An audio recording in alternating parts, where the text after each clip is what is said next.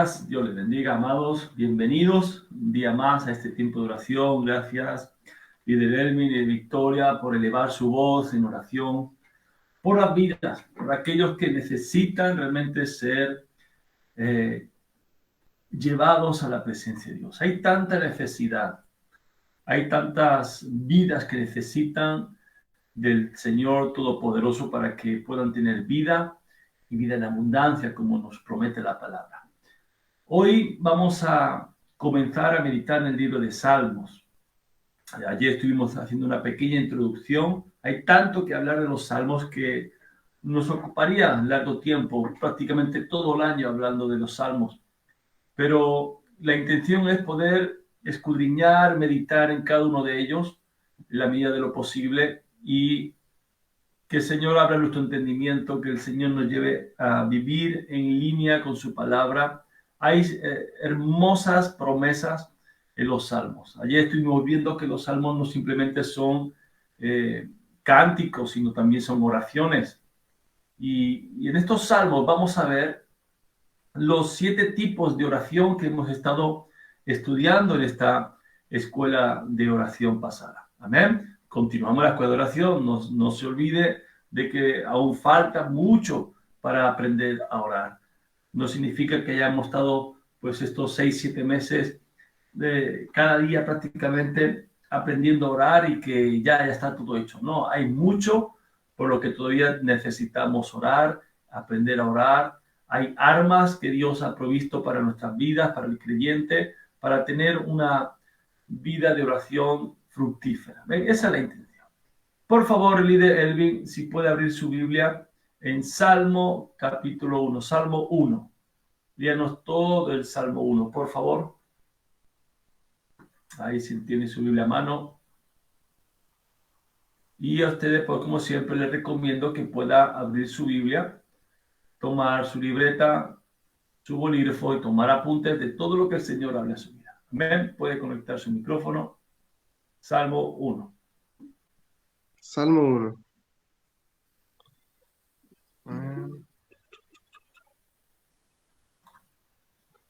Salmo 1. Vale. El justo y los pecadores. Bienaventurado el varón que no anduvo en consejo de malo, ni estuvo en camino de pecadores, ni en silla de escarnecedores se ha sentado, sino que en la ley de Jehová está su delicia, y en su ley medita de día y de noche. Será como el árbol plantado junto a las corrientes de aguas, que da su fruto en su tiempo, y su hoja no cae, y todo lo que hace prosperará.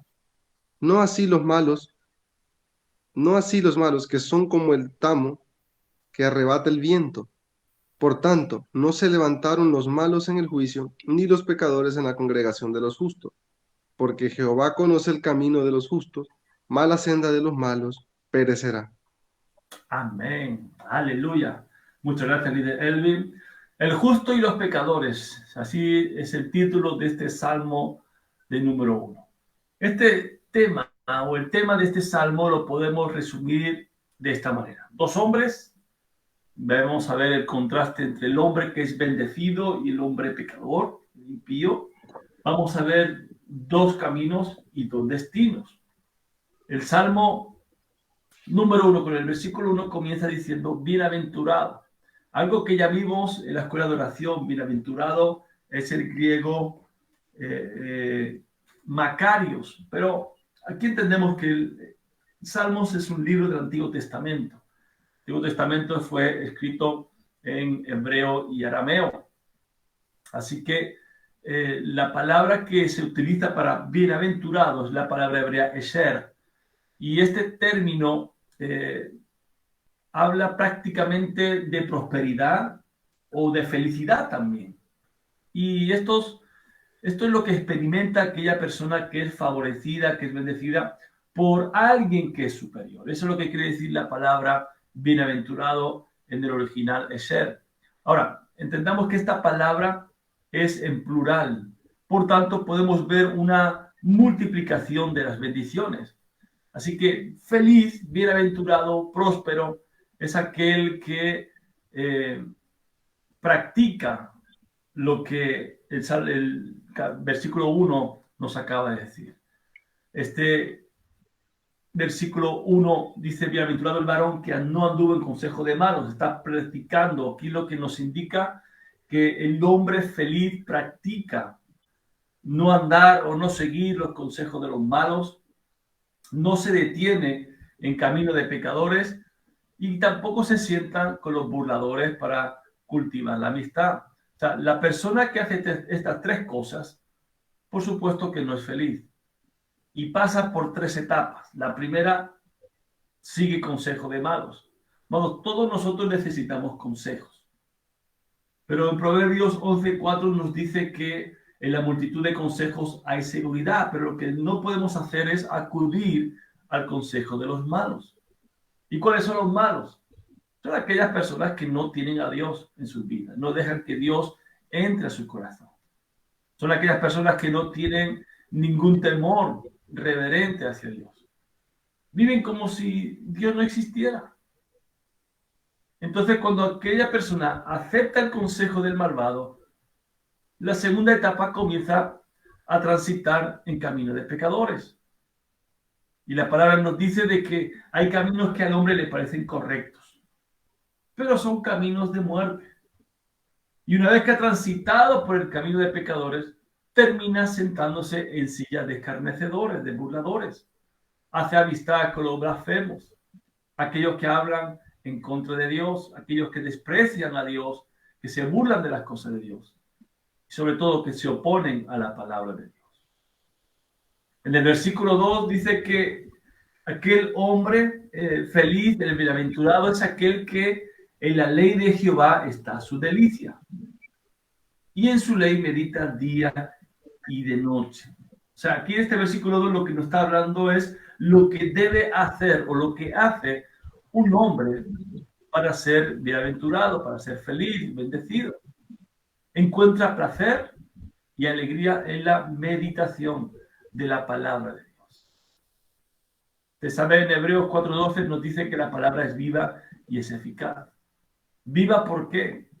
Porque usted la puede estar leyendo día tras día y Dios le va a dar un significado para ese momento que usted está pasando. Cuando usted lee la palabra, dice, wow, si está hablando de mi vida. Claro, es viva la palabra.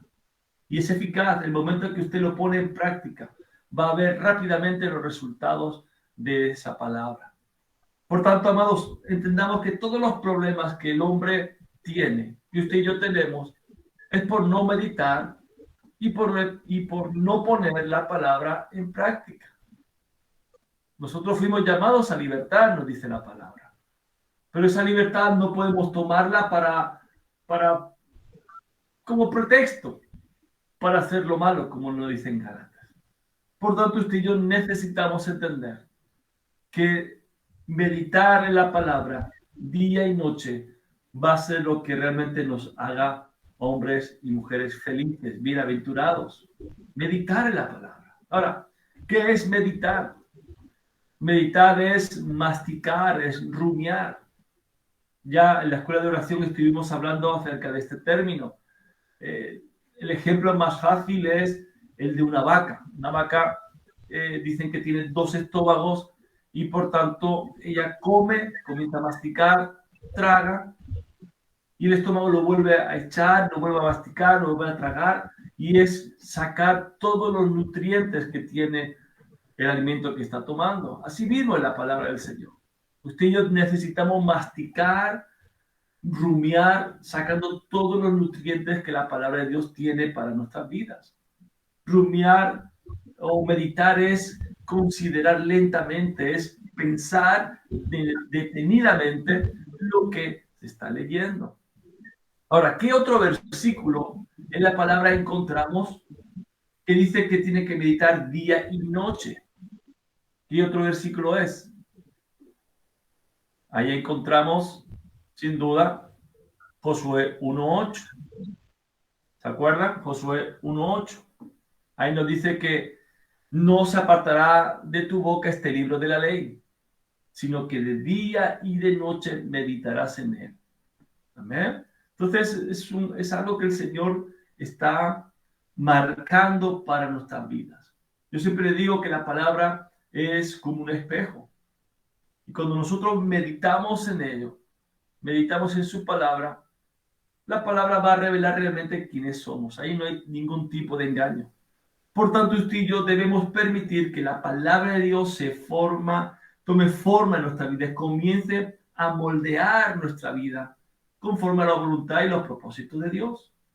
En la meditación, escuche, en la meditación de la palabra, cuando nosotros meditamos la palabra del Señor, lo que estamos haciendo es llenar nuestra mente, saturar nuestra mente con la palabra de Dios. Fíjese qué diferente es de la meditación oriental, por ejemplo. El objetivo de esa meditación es vaciar la mente. Y eso es sumamente peligroso porque una mente vacía puede presentar una invitación abierta al engaño y a espíritus demoníacos. Por eso usted no puede tener su mente vacía, usted la tiene que saturar de la palabra de Dios. ¿Por qué es importante saturar la palabra de Dios en nuestra vida, en nuestra mente? Porque la palabra de Dios es lo que nos va a hacer crecer. Nunca, nunca, amados, vamos a crecer espiritualmente si no es meditando hasta que la palabra forme parte de nuestras vidas.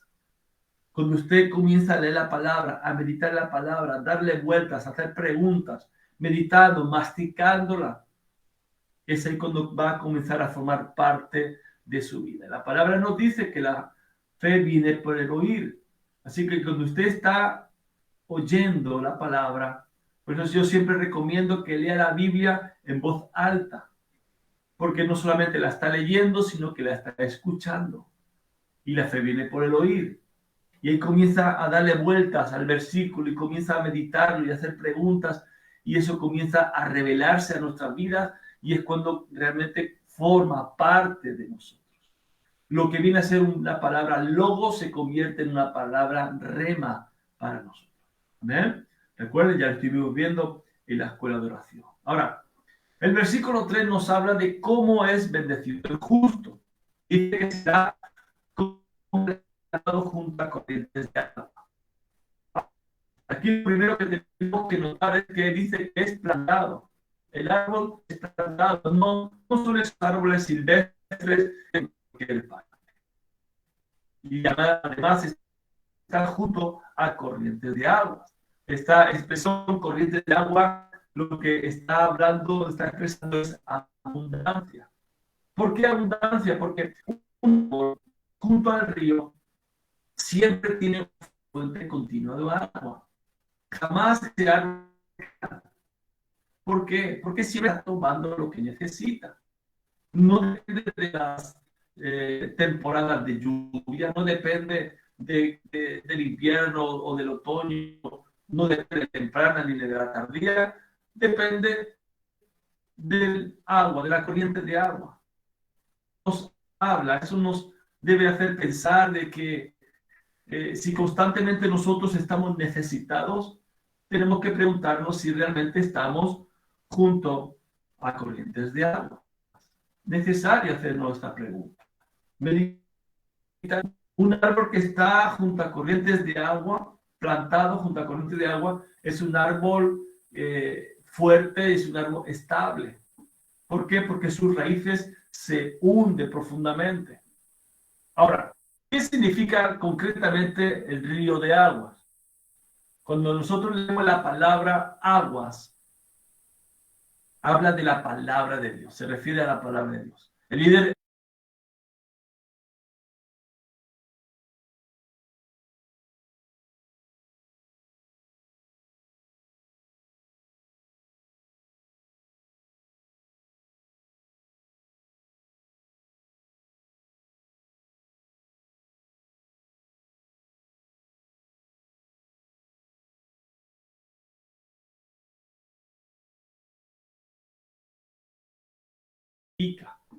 y recuerden versículos que ya estuvimos meditando en ellos.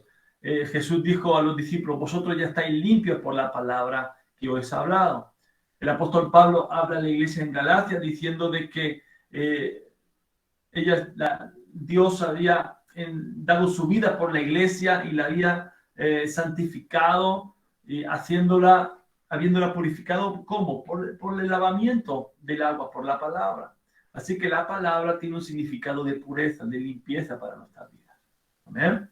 Así que ese hombre bienaventurado es como un árbol plantado junto a corrientes de agua que da su fruto en su tiempo. Amados, el justo debe dar fruto. Usted y yo debemos dar fruto. Y cuando hablamos de fruto, muchas veces nos referimos a dar vidas, a ganar vidas para el Señor, dar fruto al Señor. Pero también habla del fruto del Espíritu. Amor, gozo, paz, paciencia, benignidad, bondad, mansedumbre, fe, templanza.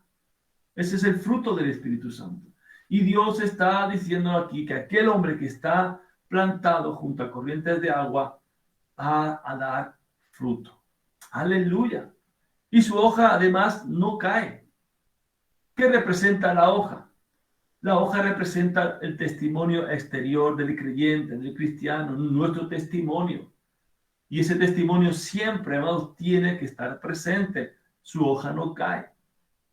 Hay hojas, usted ve, ahora estamos en tiempo de invierno y tiempo atrás, unos meses atrás, ya veíamos como los árboles comenzaban a caer sus hojas, dejaba el suelo lleno de hojas pardas, de hojas muertas, marchitas. Esos son signos de muerte y de sequedad. Por tanto, amados, usted como creyente tiene que dar fruto. Si no está dando fruto, si su hoja está cayendo, quiere decir de que hay muerte espiritual, hay sequedad. Usted no está junto a esa corriente de agua que necesita. Y la corriente de agua es la palabra del Señor. Esa palabra que le viene a dar refrigerio a su alma. ¿Amén? Y los árboles de Dios, dice la palabra que usted y yo somos plantíos de Jehová, por tanto somos árboles plantados por Dios, no somos silvestres que nacemos en cualquier lado, sino somos árboles de Dios y usted y yo debemos ser como esos pinos, ¿verdad?